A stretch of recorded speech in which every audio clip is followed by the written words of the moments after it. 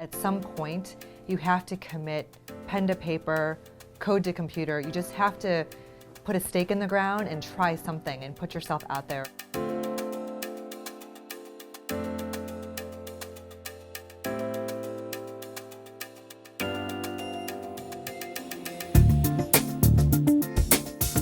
Often the only woman in the higher level computer science classes, or one of the very, very few women within these classes. How did that shape you, often being, the minority in a room given your gender?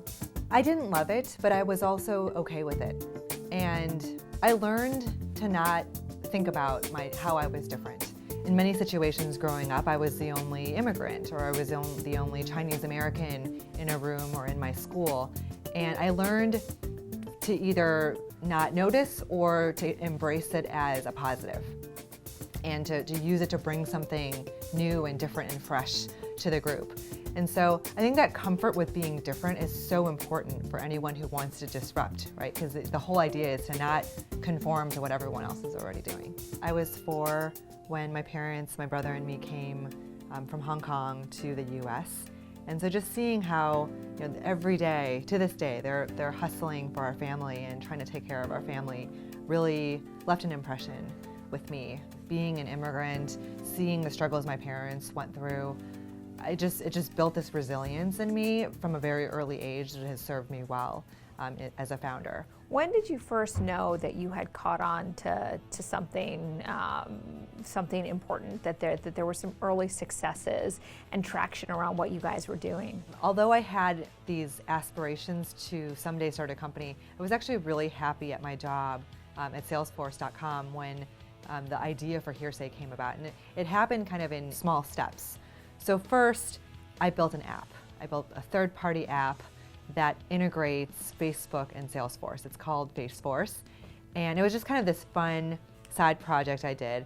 I had no idea that it would go viral and that VC firms would start calling me wanting to fund this project, and that I would get credit in the media for kickstarting the social business applications movement. What's the greatest area in which your leadership has evolved? I think my leadership has evolved the most in realizing that as a leader, ultimately, I'm held accountable to not what I personally can deliver and what my personal output is, but what my team can do. As someone who was raised to focus on GPA and focus on getting this scholarship and this achievement and that achievement, I've had to shift my thinking to team achievement, and it's been the best gift and best journey of my life. Are there certain things that you see female entrepreneurs struggle with, given your vantage point, or advice you would give to women who want to start their own businesses? I think it's just believing in yourself, and part of it is faking it till you make it. Part of it is just going for it, even if you're not completely sure. And I remember being so impressed at one of my earlier jobs when my coworker said some pretty controversial things in a meeting. And afterwards I said, "Oh my God, I can't believe you just said that. You could get fired." And he said, "They can go ahead and fire me." And I just thought, gosh, I wish I could have that level of swagger, but I'm just not wired that way. But when you're a founder, you really do have to have that level of conviction, because there are going to be a lot more no's than yeses, especially early on.